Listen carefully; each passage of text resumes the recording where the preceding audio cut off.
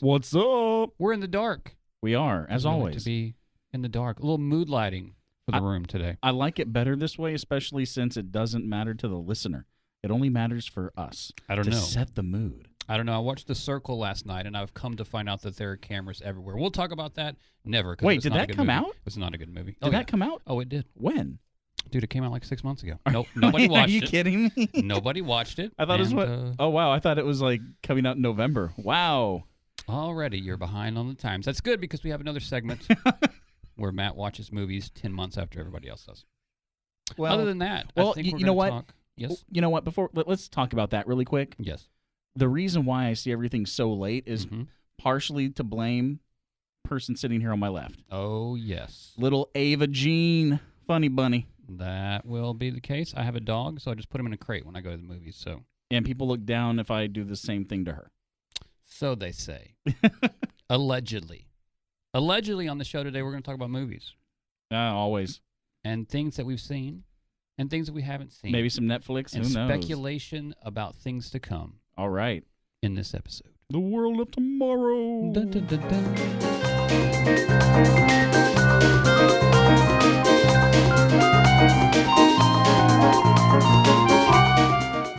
Hey, did you know that there's a new movie coming out? Oh, there's a bunch. You got to be a little more specific than Well, that. You I'll jerk. be a little specific and You say jerk. that apparently they shot it like the room is today, looking a little reds and blues. The new Blade Runner. Oh, yeah. The billboard is up. I've seen that trailer I don't know how many times now. I've seen it 0 times. Oh, you haven't seen any of the short films they've done for it I've either? done really good about dodging everything, Ah. anything and everything. I will suck that all in after. Are I you a watch fan of movie. the original? I am. Really? I Really? am. I am. Do you appreciate it more than you like it? No, I still enjoy it as a movie. I can see why it's boring sometimes. I can see that's what the wife said. She said, this is boring. I'm not going to watch this ever again. I love it. I love it. I did enjoy it. I don't necessarily know if I would watch the extended version a lot, Yeah. though it had good moments. Yeah. But this new one is going to be, I think, magical. From the director of The Arrival. And what else did he do before that? Better movies than The Arrival, but I don't remember. Oh, my God. I've forgotten. He's a great director. I will say that. Yeah, Pretty yeah. good. Moderate. Yes. Good. Yes. Now, my question is, Yes. do you think, because the thing that really made Blade Runner stand out was the visual style. You know, Sure. it kind of created cyberpunk. Yes. Okay. So do we want to live in that world more? That, you know, when Ridley Scott doesn't have his eye behind it, is this going to feel cheap, you think? Like someone imitating him? I don't think so. I think it's going to be a unique vision of a different kind of future. I don't think it'll be as much cyberpunk as the first go-round. I'll say this. I think I know what's going to happen in the movie and what it's about after the last couple of trailers I saw. I see. Because they keep harping on the whole, this is going to change all of the destiny of humanity, blah, blah, blah, right? I got a feeling. Are you sure you weren't just watching the news and listening to the Trump story? No, I'm sure. Okay. And they've been putting these scenes in the new trailers that have Baby Goose, Ryan Gosling, Mm-hmm. standing around with a bunch of little kids who are like on their own and bald and stuff. I'm thinking what's going to change the course of humanity is replicants have been able to have children. They're going to pull a Jurassic Park. Procreate. I got you. Yep, and I think that's going to be the big thing. And they kind of gave away a part in this new trailer where it's like, I'm looking for this serial number. Oh, pre-blackout? It's like, well, who's he looking for that we already know? Deckard. Yes. So they've answered that. He is a replicant now. Like, that's no longer up for debate. Or Pretty sure. Or Maybe I'm wrong. Maybe I'm wrong. they're fooling you. I don't know. I called Mother really early, so we'll see. There are so many ways I could take that comment, but I'm gonna let it go. I know you're talking about the mother with the exclamation mark that you saw that we will talk about. Here in Yeah, a we'll little talk while. about it. How do you like the advertisement for the new Blade Runner? I mean, they're doing. I mean, you've seen the trailers. I mean, I see other things other than trailers, so I certainly have some Yeah. kind of idea. I've got a feeling that Harrison Ford isn't going to be in it nearly as much as we think he is. I don't think he's going to be in it much. Like maybe like 20 minutes and he's out. Tops, yeah. Yeah, right? Like he finds him, they go somewhere and then they kill him, right? Like if he's in it more than 20 minutes, I'll be genuinely surprised. Yes. Maybe they'll pull a Star Wars Episode 7 where, they used him to get people in for the nostalgia thing, and then it turns out like it's kind of his movie. Maybe. We'll see. Probably not.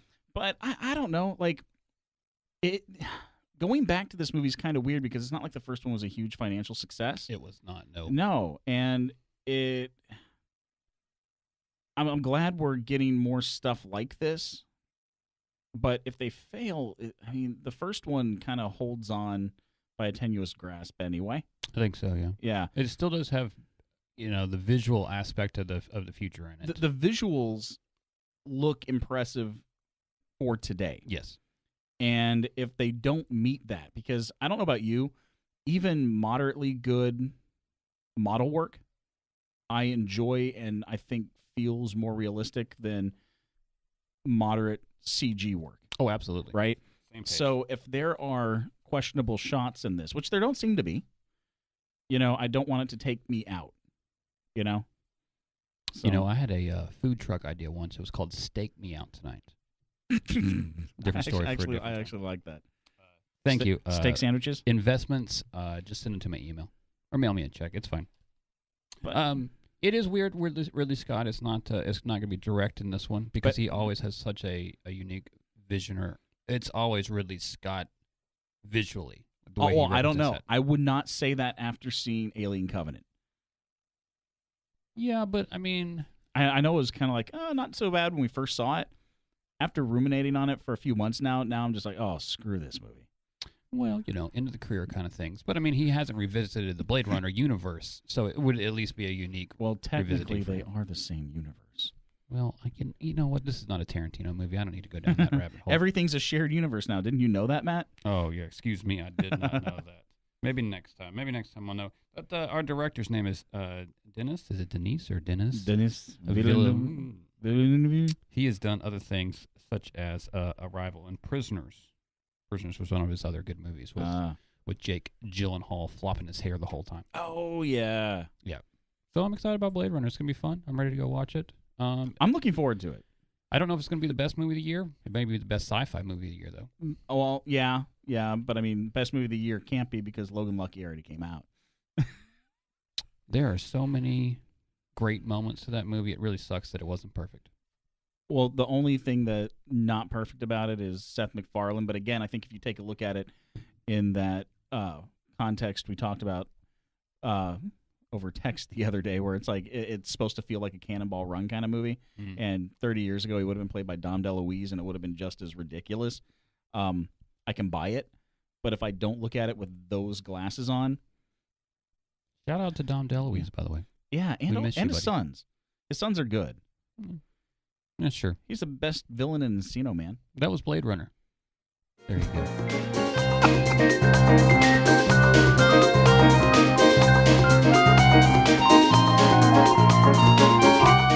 Hey, Matt, Yes, sir. do you know who Max Landis is? I know who Warren Zevon is. What? I'm jumping ahead in the conversation. Yes, I know who Max Landis is. Okay, what do you think about Max Landis? I don't. Someone far more successful than either of us. That's true. Writer of American something or other with Jesse Eisenberg. Oh, American Ultra? Yeah. I don't know if that was him. I liked that movie. Yeah. I mean, it had its moments. It wasn't perfect, but I liked that movie. Yeah. Yes, I support him as a human being because I support all human beings. But other than that, I don't have a lot of thoughts on him. Yeah. What am I thinking about with him?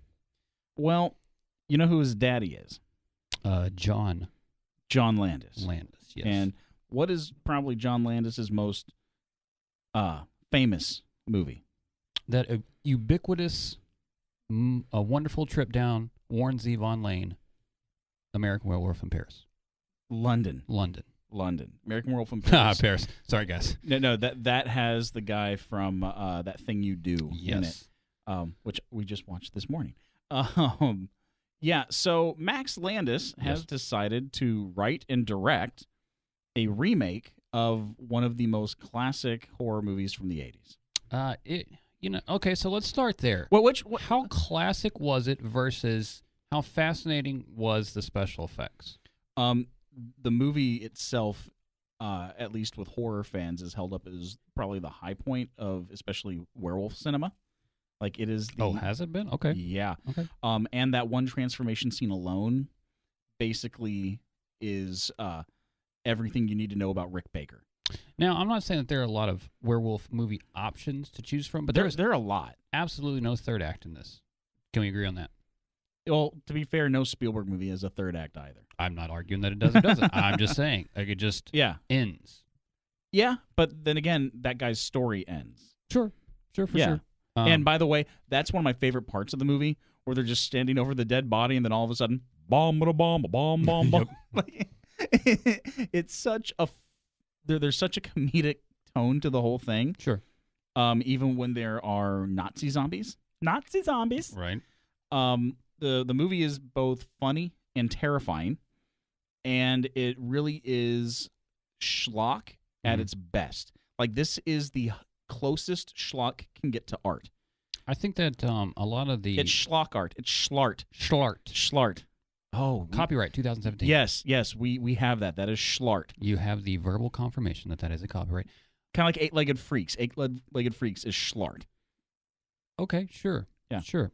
Okay. Matt just eye rolled so hard I heard it. I was going to compare the terror a little bit in this. I felt a little bit akin to Texas Chainsaw Massacre. Yeah. I felt like some of that energy Again, and some that's of that schlart. kind of exactly, and I thought that those are high schlart films. High schlart. And they relate a lot in that terror bit. As far as the visuals go, I'd love to talk a little bit about that and how they did that. Talk me kind of through the process of the werewolf, the wonderful werewolf transformation. The funny thing is, before, when they had done like Ooh, put a pin in that. I'm going to give you a Okay. question on top of that question. All right. Okay. So the question on top of that question is, how in the world could you do something as innovative in 2017 as they did then? Okay, there you go. you can't really, Exactly. That's our biggest problem here. because what they had done before, anytime you had seen a transformation effect, you had in 1932 you had Frederick March's version of Jekyll and Hyde, which is my favorite. Right. Black and white, where when he first drinks the potion, all of a sudden you see in real time his face start to change, and that was basically like, I think, green makeup on him with a green light, and then as they toned down the green light and put a red light on him, the makeup came out, so you could see the makeup just appearing on his face in real time. Right. That only works in black and white. But usually what they would do is have a guy sit down, shoot a little bit, apply some makeup, shoot him a little bit more, and it would basically be fading. Like a stop animation kind of thing. But like dissolves between it. Right. Right? What they did in American Werewolf in London, especially for the famous shot where his face changes shape, they basically made a new kind of almost like rubber mold or latex, Right. and they pushed the form out in real time. So they changed it in real time. Hadn't been done before, and they felt kind of weird, they said, when they finished filming, because it's like, oh, that's all we have to do for this? Because usually it's a much more time-intensive process. Right. But it had never been done. So, like, they would actually inject hair out of this fake skin. So all of a sudden, he would get hairy. Okay. They tried to do something like that with the Wolfman, I think, back in 2009. Was that the Benicio del Toro? Benicio del Toro, Joe Johnston movie. Again, Joe Johnston jumping on ship like at the last minute. Like, he's the guy when it's like, hey, we need a director. We need someone who can bring this in. Get Joe Johnston because he's a workhorse. They tried to do the same thing where they combine CG and makeup, and then what studios do, they just said, just CG the whole thing. Mm-hmm. And it looked terrible. Okay. It didn't look terrible. It looked more fake than the movie that came out 30 years earlier. That may be a fact, but it Yeah. didn't look terrible. And it looked rubbery and cartoony. Yeah. We're going to agree to disagree. So, I don't know how you're going to top it. You could have something that looks, I think, technically more realistic, but at the same time, you're also looking at it and going, oh, that's a computer. Yeah, that's not what that movie is about either. Right. But let's get back to the whole idea of remaking this. Mhm. Okay, so you have a movie that's high schlart, that beloved by all horror fans. Like, this is one that like everyone agrees on, hey, this is great. Can you compare this attempt to Gus Van Sant's remake of Psycho? No, because Gus Van Sant basically was trying to do a carbon copy in color, which just didn't work because he was doing a shot for shot, which, again, wasn't really shot for shot. But this, I think the problem is the fact that Max Landis is doing it, who doesn't necessarily have the best track record, right? He's also very whiny on social media. And before him, I never heard the term Mary Sue before. And now that's become part of our lexicon, kinda, and I hate him for that. I don't, but I hate that term. I didn't know that was a term. Yeah, right? Because he started it with, he complained about Rey in Star Wars Episode 7. Said, she's a Mary Sue, she's too perfect at everything. Okay. But the thing is, his father said, hey, this isn't a good idea. You might not want to do this. And he's doing it anyway. And I don't know why, because usually you want to separate, if you have a very successful father or parent and you're in the same field, you want to kind of separate yourself from them. And he's remaking his dad's movie. And his dad is not wanting him to do that. Father and son do something weird. original. Do something original. Maybe that's something that he's been attached to since he was a child. That's what he's always dreamed of.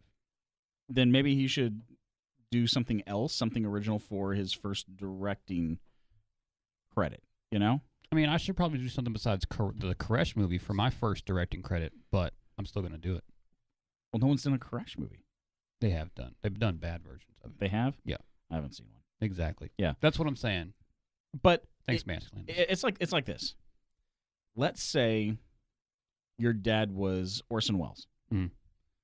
Would your first movie as a director be remaking Citizen Kane? Well, that's a rich question to ask me. Thank you, Max Landis. Let's not remake American Werewolf. Do something like that.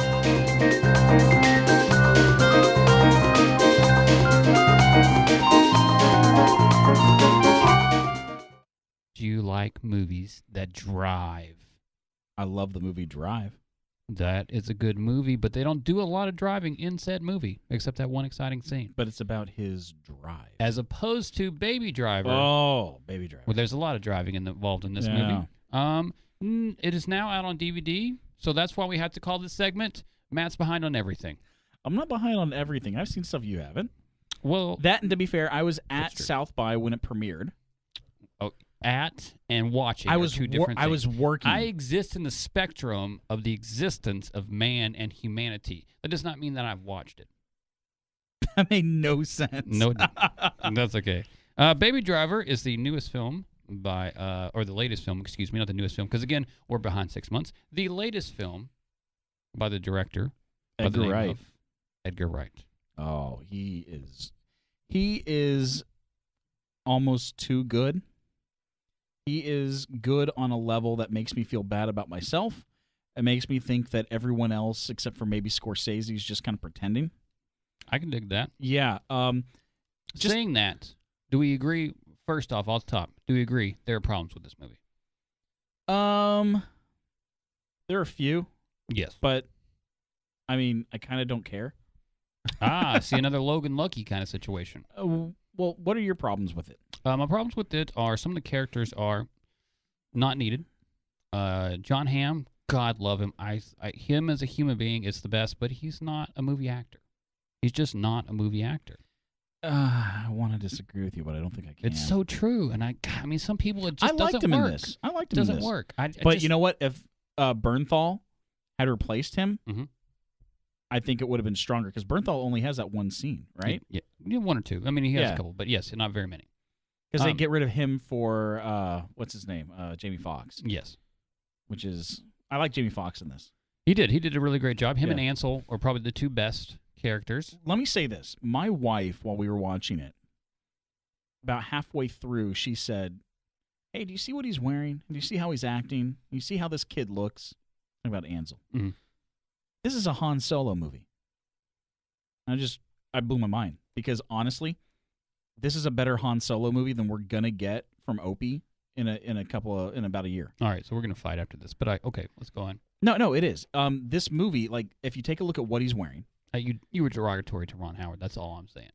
I gotta love Ron Howard. He went to come over this table. He went to USC. I will come gotta love him.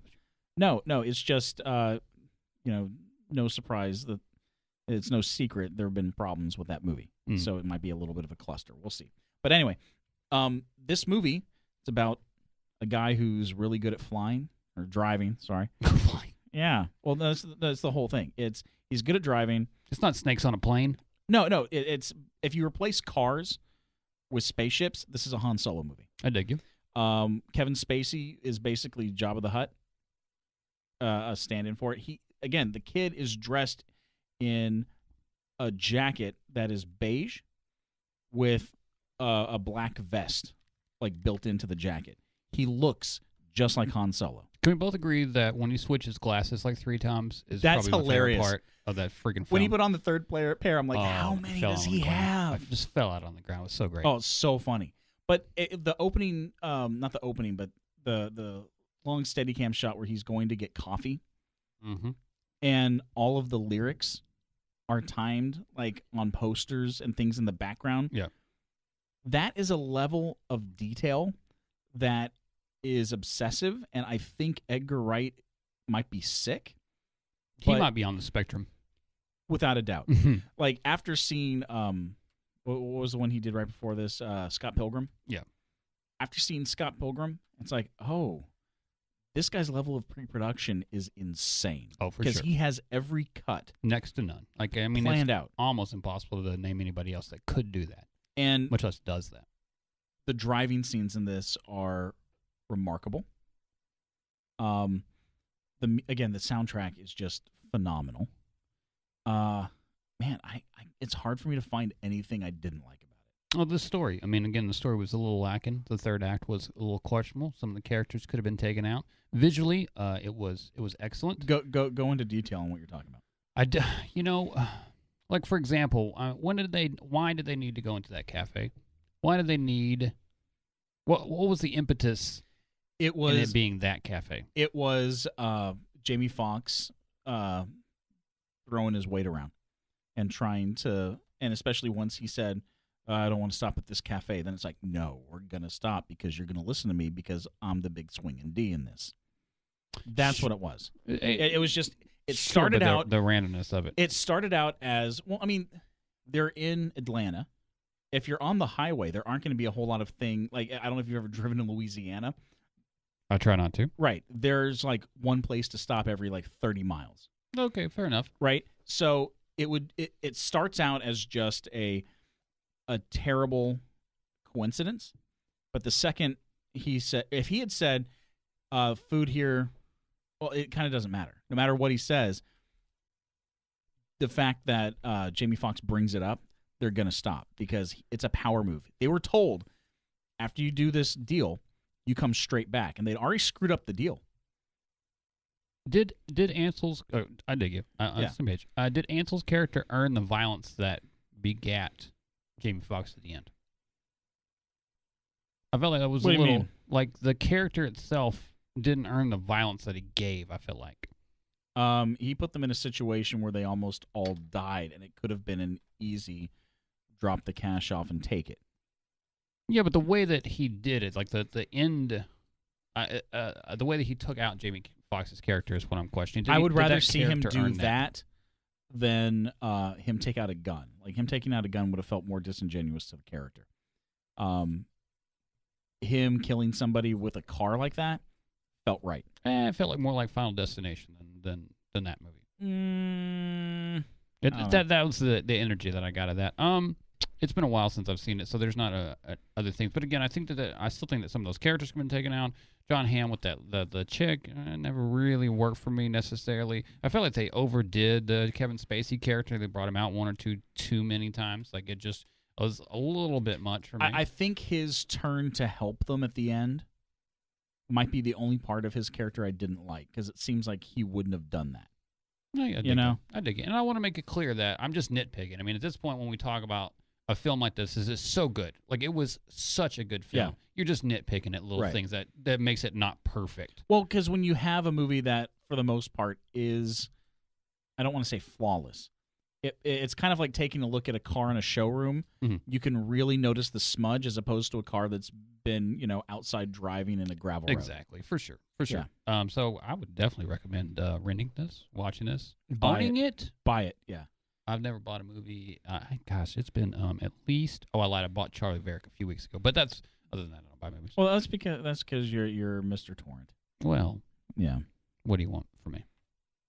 To buy movies legally? No. Actually, I don't torrent movies. To be clear, to put this on wax right now, I don't torrent movies. I No. torrent UFC if I miss it the night before. Yeah. And then I just stream. But you're movies. actually really good at catching UFC live. Well, that's true. Yeah, you're And I really go good to the at theaters like an that. adult. You go to the, oh, did you get your movie card in? Oh my God! There's a reason that is not a topic today because I would have broken everything in here. No, I have not got my movie What? It's pass been like in. a month. It has been exactly a month. Don't even get me started. I've tweeted about 8,000 times about it. You're gonna get me all upset again. Okay. Baby Driver. Enjoy. See ya.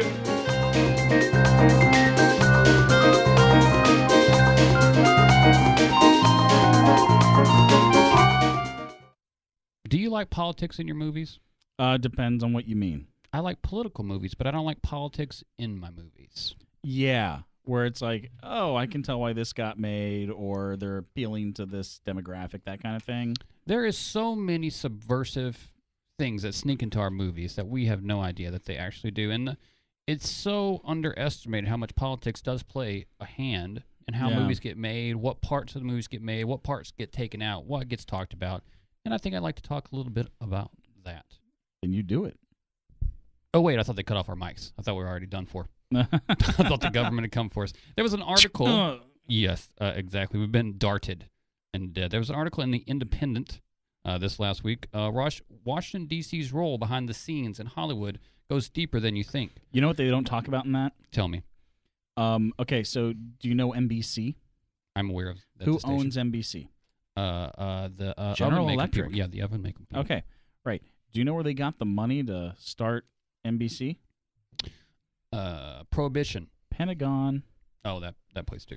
That's almost like state-run media. It's weird how Crazy. that works, huh?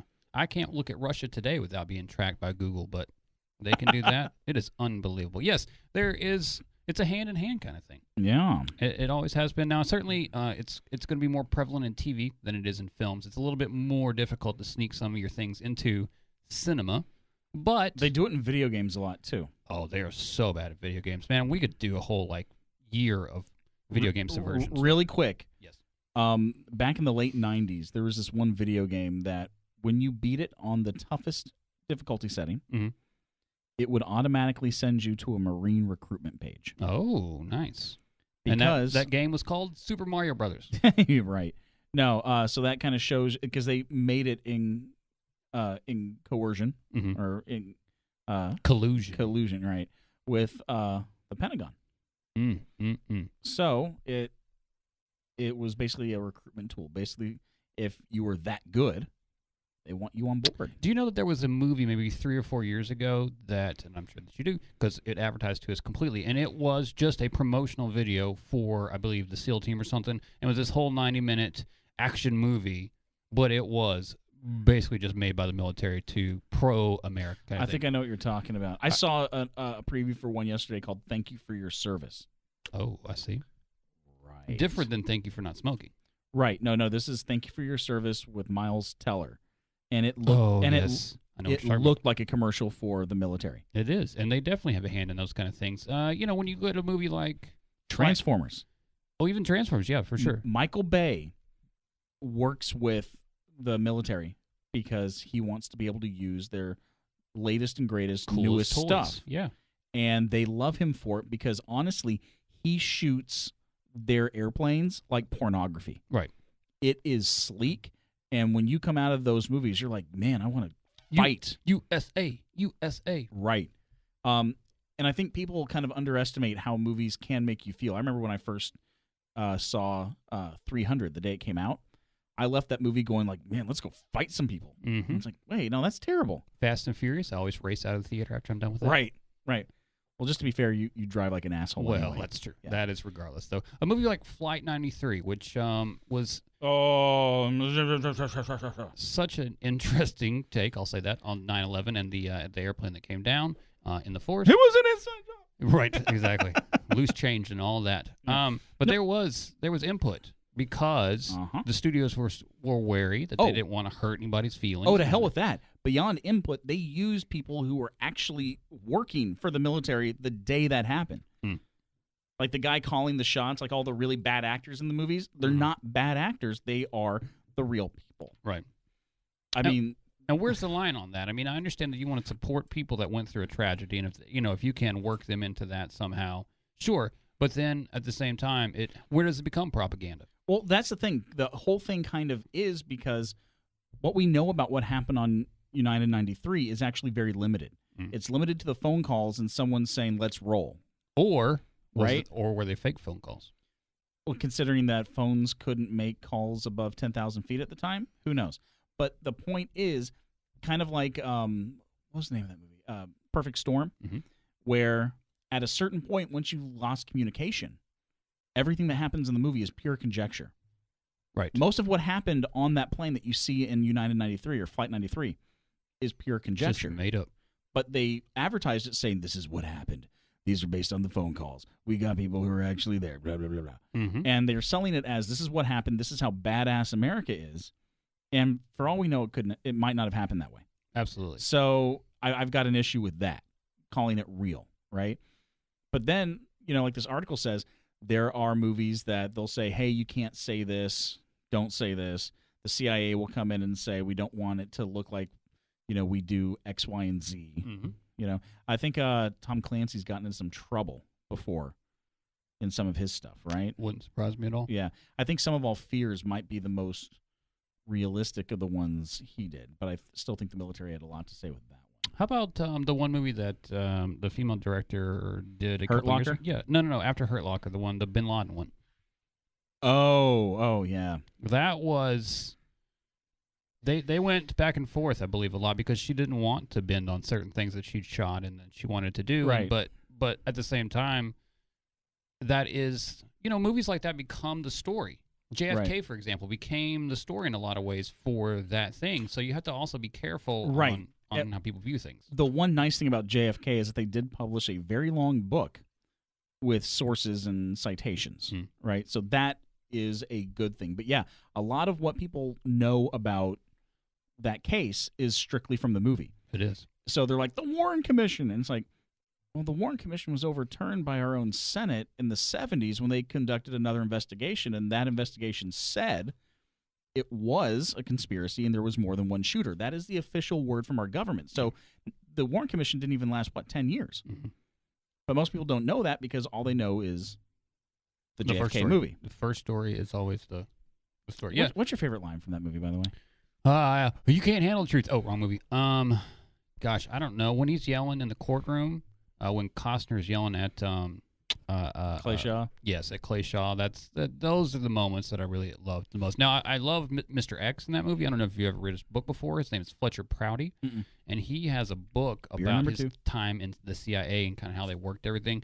Fascinating story. They had to make him kind of an amalgamation, but it was mostly Fletcher Prouty's story that was Mr. X. My absolute favorite line in JFK is when they cut to the guy who's supposed to, like, fake Oswald. And he goes, oh, I'm sorry. Thought I was shooting at that son of a bitch Kennedy. Just the way he delivers it is so over the top and great. Excellent.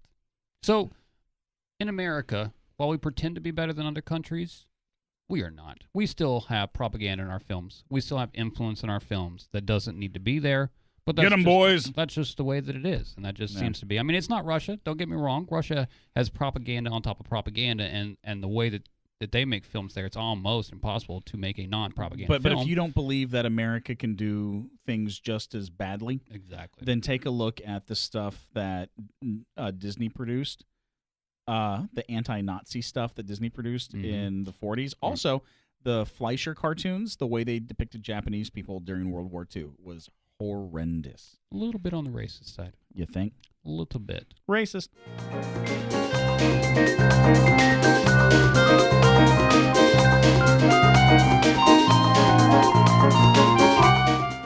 Hey, Matt. Yes, sir. Got a question for you. Talk to me. Did you like it?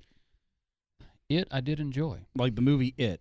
Oh, the movie It. I thought you were talking about something else. Oh, yeah. We can't talk about that. My daughter's right here. The It movie? It. I actually did. 2017, not 1990. I did enjoy it. Now, for those out there that don't know, F a bunch of clowns for me as far as I'm concerned. I'm not a big fan I don't care. Of clowns. I did not see the original. The original's not scary. If Tim Curry shows up in a clown outfit anywhere in my life ever in the existence of man, I would pee myself without question. Well, now he'd be in a wheelchair. Well, I know. Aw. But still. So I didn't see the original. Did you find the movie scary? No. No. There was not a lot of scary. A little creepy. It was definitely creepy. It's scary and creepy in the same way that Poltergeist is, where it's almost a family-friendly level of that. scary. Yeah, I can see that. It was the scene where he pops out of the projector and he's like 30 feet tall. That was a little ridiculous for I me. was like, I'm not scared. Like, this isn't a bad scene. I just realized at that point, I'm not scared. But if it wasn't for the language, I'd almost say kids could watch this. it got a little violent. I think that A little. I mean, 10 minutes in, one kid's arm's getting bit off. So, they tried to at least do a little You see something with worse that. stuff than that on AMC promoting. Oh, I agree. Yeah, Walking Dead. Yeah, for sure. I do. To be fair, their promos for Walking Dead are a little, I don't want to say inappropriate, but irresponsible. Oh, absolutely. I can't argue with that at all. As far as a movie, I actually thought, we talked a little bit about before I went, and then it was a good 80s movie. It's a good 80s homage movie. Oh, You yeah, it get felt the like good it was feel made in of the that. 80s. Yeah, for loved sure. it. With the Stranger Things phenomenon that's going on right now, Yeah. I think that they really tapped into that in an interesting way. Besides the fact that they had one of the kids from Stranger Things in the movie, which was just funny to me. They had him in glasses the whole time, and they thought, "Oh, well, this will make him not the Right. Stranger Things kids." It always makes me chuckle. Now let's talk about something. Yes. How many movies and TV shows have come out that have capitalized on 80s nostalgia? Like all of them, right? In some ways, sure. Okay. How many are actually really good? The new Tron was pretty good. That was almost 10 years ago. Yeah, but I'm old, so time Yeah. doesn't matter anymore. Yeah, right. But for the most part, people kind of don't care for the remakes of stuff, right? I agree. But Okay. can you imagine if they try to do a Stand By Me? Right. Well, they kind of did with this. So what's weird about this to me, not the fact that it made a ton of money, because it was going to off of word of mouth. The fact that the opening weekend destroyed records. I mean, destroyed them. The second highest, this made 117 Yeah, opening thereabouts. weekend. Yeah. Second highest horror film ever opening weekend was $53 million for Paranormal Activity. Mm. That's more than double. It destroyed opening weekend, which means a movie that everyone seemed to really like, the 90s, 1990 It. Mhm. Everyone loves Tim Curry, even though he's silly, right? You would think this would be an automatic recipe for disaster, where it's like, hey, we're going to remake something that you love, something from your childhood, Mhm. something with a character that played by an actor you love, probably his second most iconic role. By the way, last month was the first time I realized that band Pennywise was named after Pennywise from the movie. You're silly. Go for it. So why did people turn out in droves opening weekend for this thing without the word of mouth? Because if this had legs second week, that would have made sense to me. Mhm. But the fact that first week, this huge, means that it's more than 80s nostalgia, and somehow they went against everyone's knee-jerk reaction to, I don't like this because it doesn't have Tim Curry in it. There's so many things that we can compare it to this year, and I am fascinated with films in this way in this year. You could talk about how it compares to Get Out and the fact that made $1 billion because Right. people like horror, and that's something that. But we're again, doing. not a big opening weekend. That was a grower, right? not a shower. Grower, not a shower. Or how much of a failure The Dark Tower was, because as Yes. far as being on the same level as far as a studio movie, but they went the route of, we're going to make a whole bunch of other one of these, and there's going to be a TV show or whatever, and it didn't do any of that stuff. They hoped that they could get a second one out of it. They Yeah. shot it in the sense that they didn't even shoot the normal ending where they come back as adults, and you have the whole Pennywise thing. No, 7 that's a years whole later. other movie. So now they have a whole other movie in their back pocket, but they didn't want to talk about it beforehand. They didn't want to push that, and if it didn't work out, they weren't Right. stuck with that. And so that seems to really work well after you get a $117 million opening weekend. Right. And The Dark Tower went the opposite way, and it just it didn't work. So, but more importantly, though, Is this thanks to Rotten Tomatoes? Did Rotten Tomatoes do this? don't even get me started on that. The Rotten Tomatoes gave that Circle movie that I watched last night 17. It was like a 23, but it wasn't 17. They so- didn't give it. It's an aggregate. Right, I know, right. Why did this happen this year? Get Out. It. What are we doing? Is it the cyclical ideas that in America, when we get scared, horror movies become more important to us? Well, here's the thing. if this was just a regular horror movie, I can understand why it would do well because the trailers were effective. But again, this is a remake of something people really loved. When they remade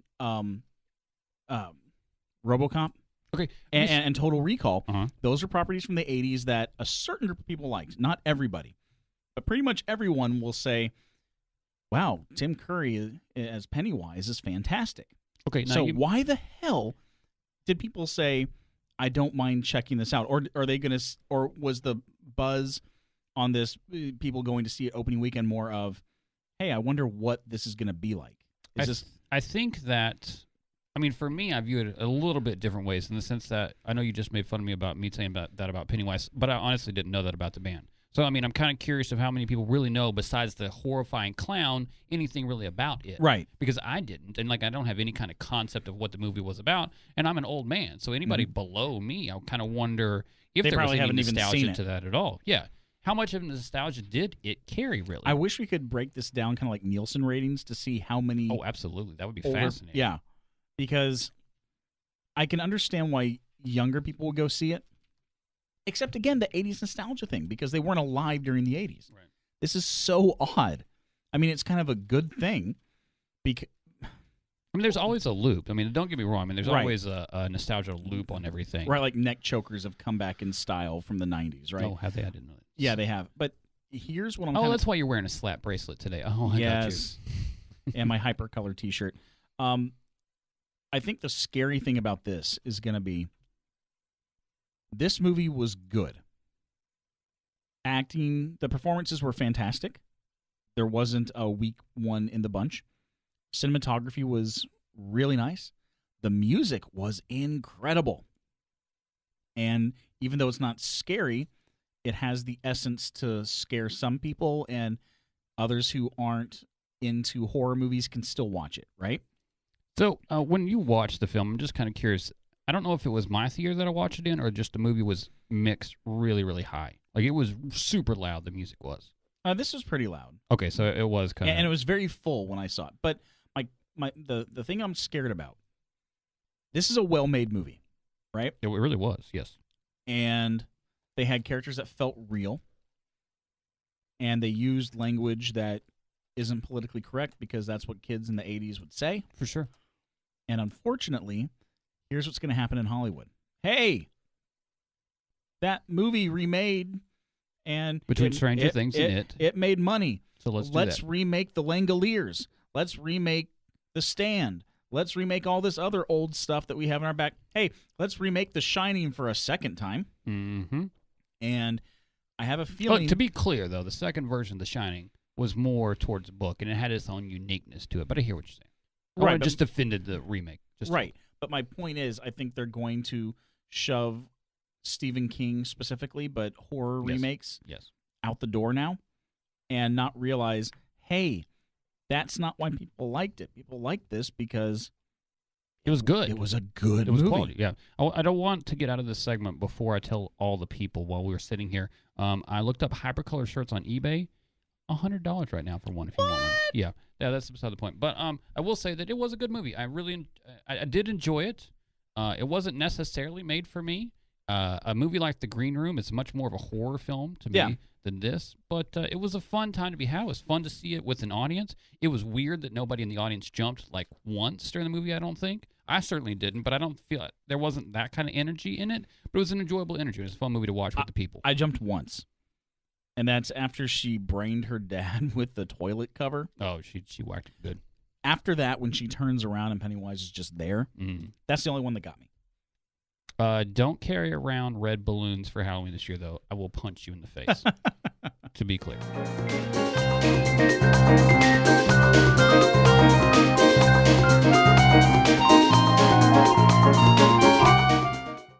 Do you have a mother?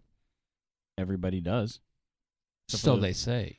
Well, I mean, unless this is listened to in the future when the artificial womb has been Do you invented. believe that right now there's not a fake person in this world today? I can't answer that, honestly. Okay, how about this? Have you seen the new movie by Darren Aronofsky called Mother? Yes, I have. Exclamation mark. Yeah, I saw it last night. And Well, okay, let me preface this. I went into it. I had watched one review that was very spoiler free. It really didn't talk anything about the plot. Mhm. He covered the first third, basically what you see in the trailer.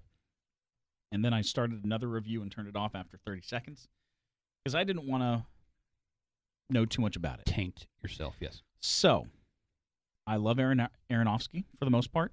Mm-hmm. Not a huge fan of Pi, but I respect it. Uh-oh, I see a butt coming. I like The Fountain.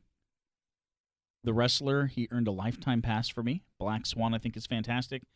Except for the last 25, 30 minutes, I really like Noah. I think it's interesting. Mm-hmm. And has the single most beautiful thing I've ever seen on film, his version of the creation.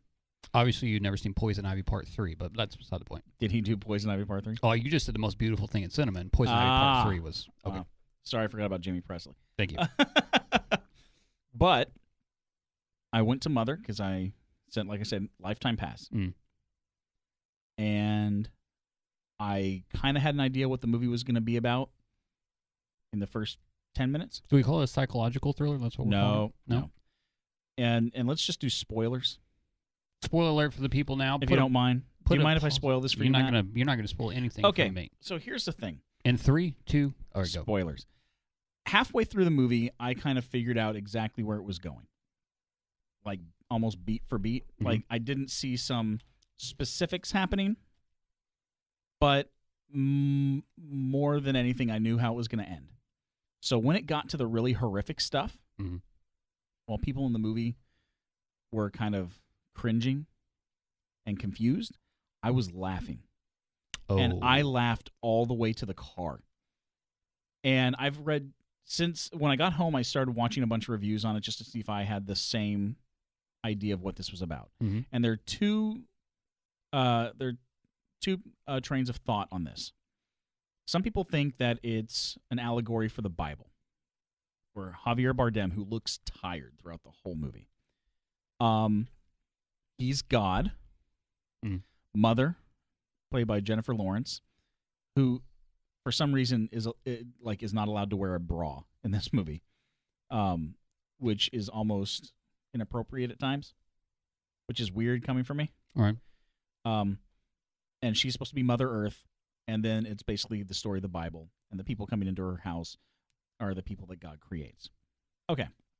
And I think, honestly, there are two ways of looking at this movie, and that's kind of the one that Aronofsky wants you to see.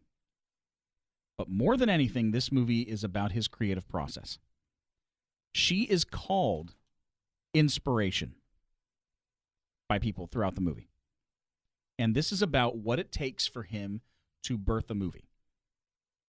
Because Javier Bardem plays a poet, and people are anxiously awaiting his next poem, because that's the thing that happens. Everybody does. Anxiously Right? await new poems. And then once he creates a poem and shows it to her, his inspiration, all of a sudden people start going crazy for it. And in a sequence that lasts maybe about 5 minutes, it goes from the two of them alone in the house to the house literally becoming a war zone with people in riot gear, things blowing up, people creating shanty towns, and the thing's shot very close, following mostly Jennifer Lawrence. And I think at the end of the day, it's basically him talking about how he kind of resents the fact that he has this inspiration and he has to create. He has to get things out. Mm-hmm. And once it gets out there, his fans love him for it, and they want all of him. And he can't deal with that because they don't understand it. They destroy everything that he does. Mm-hmm. And it is the whiniest movie I've ever seen. It's a multi-million-dollar movie that felt like a therapy session of him going, I want to create. I've got this desire to create. My inspiration wants me to create. And I don't like it when people come into my house and ruin my things.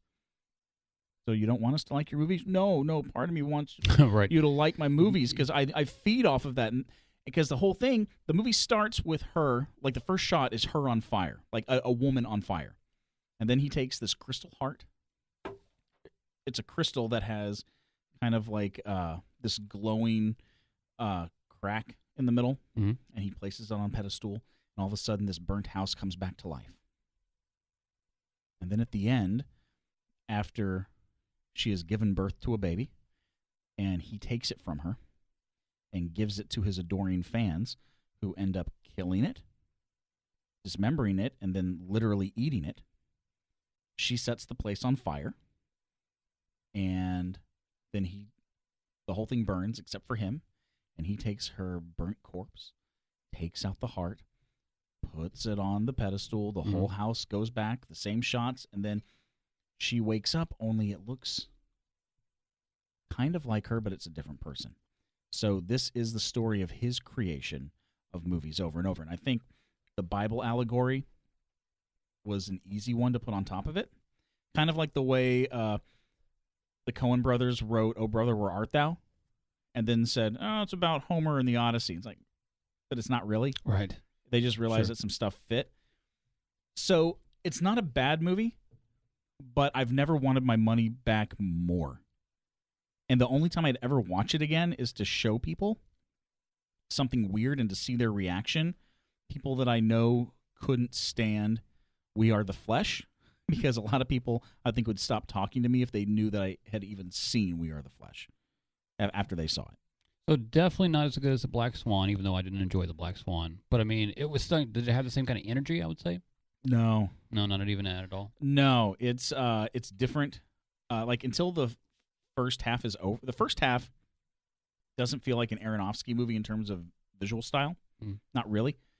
It could have used a lot more drunken Ed Harris and drunken Michelle Pfeiffer.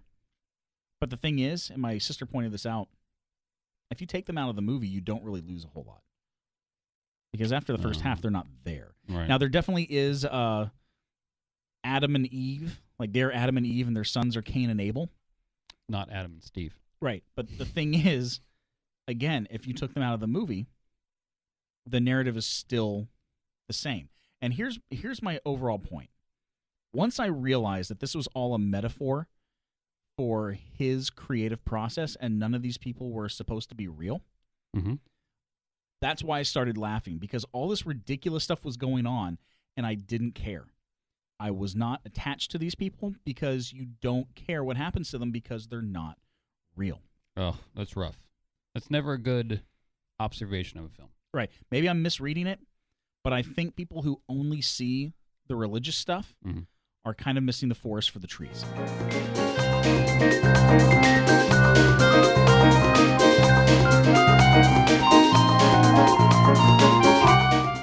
Hey, Matt.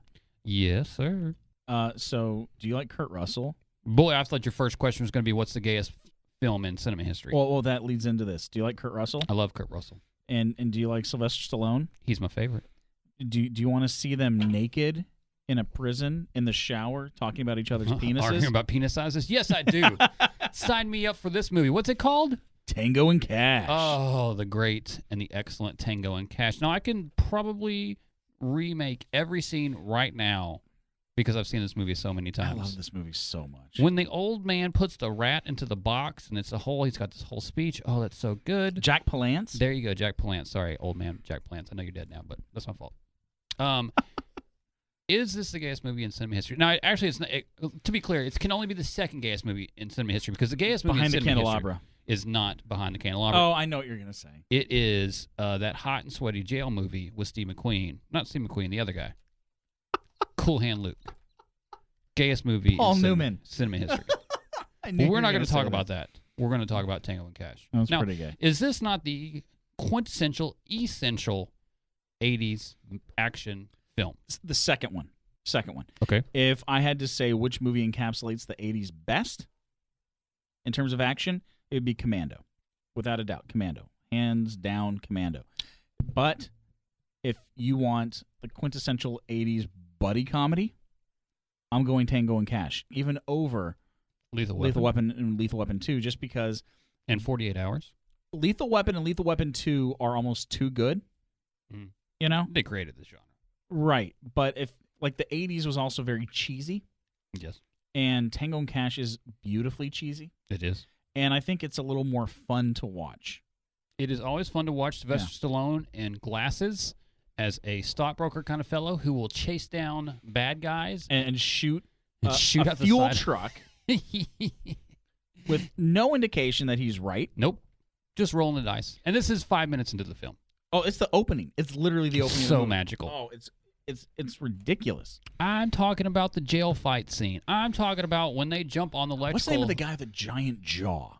Oh, I don't know, but that guy's awesome. He's in a million movies and he's great. So good, so good. When they use belts to slide over the Yeah. power lines to get out of the jail, oh man. Let's not forget the best thing about the movie. Hearts. Oh, I mean, there's 8,000 things. Kurt Russell in drag. Kurt Russell in drag, leaving the club, getting on the back of a motorcycle. Terry Hatcher. Terry Hatcher. The whole truck sequence. Terry Hatcher as a stripper. Yes. Well, dancer. Well, she was a dancer, but yeah. Everything about the movie is just very slick, very blue. There's a lot of The James Bond car at the end. yeah. That's what I was saying. The Oh, truck. yeah.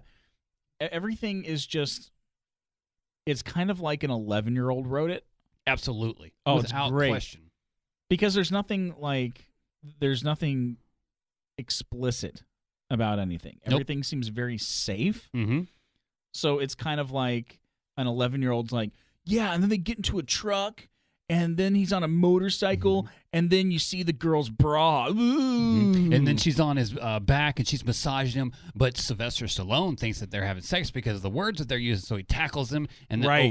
through the Right. screen door. Oh, what line does he say in the screen door? Oh, guys, I wish I could remember, but please watch can't that remember. because it was the most ridiculous, stupid, absurd I'm going to line say, ever. I don't think I've seen this movie in maybe since college. Would you be surprised to know that I own this movie? No, not at all. 3 different ways. You sound like me in a Highlander 2. I cannot be without Tango and Cash. It would hurt my feelings if I couldn't watch it at least once a year. Do you have 2 copies on VHS? No, I have 2 DVD copies for whatever particular reason and a digital copy. I don't know why I have to. Oh, because it's in a pack. Like I got a 4-pack of Sylvester Stallone movies, and then I bought it on its own. I've done that too. I think I have like 7 copies of Superman on DVD. Right, because they always Yeah. throw that in the Yeah. extras things. Is this the best movie for either Kurt Russell or Sylvester Stallone? No and no. I agree. Kurt Russell, his best one is probably Tombstone, Yep, probably. and Sylvester Sylvester Stallone, Stallone, obviously Demolition Man. over the top. Demolition Man. Over the top. I'm gonna go Demolition Man over the Rocky movies because honestly, I don't see him as Sylvester Stallone in Rocky. I see him as Rocky. All right, if I'm going to answer that question officially, I'm going to go Copland. But over the top Copland's good, but was also he's so like out of type in that movie. exactly. If I'm talking about like what I want to see him doing, Mm-hmm. it's Demolition Man. It's not that movie with Sylvester. Sharon Stone. That's what I was trying to say. The Assassin? No. That was with Banderas. The Is movie it? with Sylvester. God damn, why do I keep trying to call it that? The movie with The Sharon Specialist. Stone. The Specialist. Yes. Oh yeah. Oh, that's a piece of crap. Oh, it was a pile of Oh, garbage. man. I remember It was seeing that, like, Such a pile of Oh, it's garbage. gonna be fun. No. Nope, it never was. I love a good buddy cop movie comedy where they're in trouble and they have to figure out how to get out. This one, like, they got into serious trouble. They got thrown into were jail, and they literally in almost jail. got murdered Yes, in the basement of the jail while they were cleaning clothes. because that is a thing that they do. I hope not. I don't ever want to go to jail to find out, but I hope Right. that's not a thing. And why are the showers like they seem like in the middle of a gym? It did seem like gym showers. Right. Yeah. And why are they only 2 showering together? It was weird. There was some weird And again, talking about penis size, connotations in that film. so weird. That is so true. Was there a better moment in that film? Pee-wee. I don't know. I think that the sliding with the That belts sounded more like Yogi Bear. over the power lines may be my favorite moment in the film out of so many great moments. But that's so ridiculous and so absurd. And I tried to do it when I was a little kid. Not actual power lines, but I tried to use my belt to slide. The fight in It front of the doesn't work. fan. Oh, that's great too. Oh, That's mine. That's That's absolutely mine. true. Yeah, I can't argue Yeah. that at all. When they come into the strip club, I mean, it all ends with Kurt Russell in drag. I mean, think about The this. whole thing. This is how good this movie is. I legitimately haven't seen it in 13 or 14 years, and I can still recall the movie. And half the time I saw it as a kid, it was like on the USA Network Oh, absolutely. on a Sunday Mm-hmm. So you have no idea what any of the or curse like a words are. Saturday at 3. Those are the best. That's when I watch Frogs. The classic cinema of Frogs. So this is one of those classic movies that I say, if you like action movies, if you like a little ridiculousness, don't take it too seriously. Oh, you can't take this seriously. Go at watch all. Tango and Cash. Tango and Cash. That's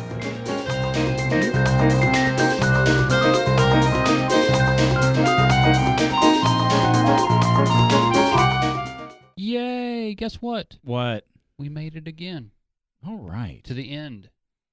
Is this our longest one yet, you think? Like the Doors, we made it to the end. This is the end. Definitely not our longest one.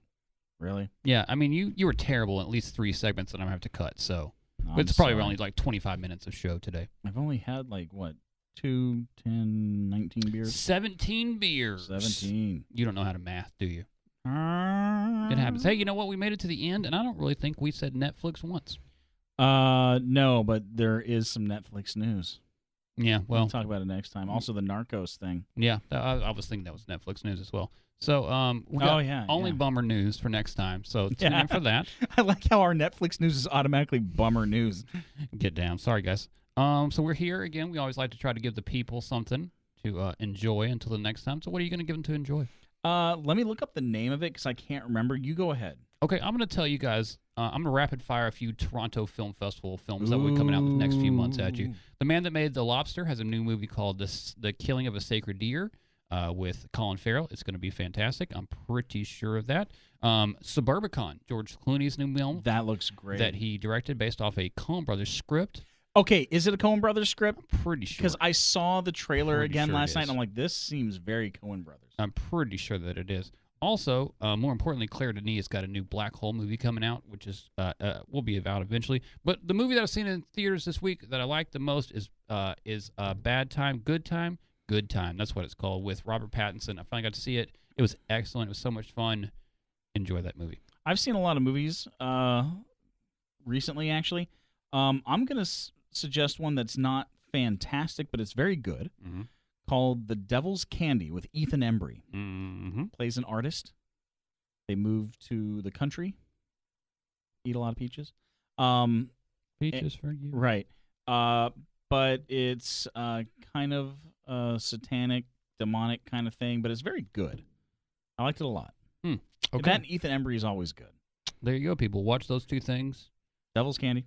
We got anything else? Let's tell the people where we're at online. Oh, yeah. www.mattmenpod.com, Twitter Mhm. @mattmenpod, Mhm. Instagram @mattmenpod, Mm-hmm. Facebook.com/mattmenpod. Mm-hmm. We are in the middle of doing the first Matt Men's monthly mini movie making marathon of madness. God, It's getting harder to say. Excellent. We are shooting this coming weekend, and we are premiering it on the 28th. That should be fun. It's my birthday, Excellent. so hopefully we won't screw it up. Oh, we will, but that's beside the point. Yeah. It happens.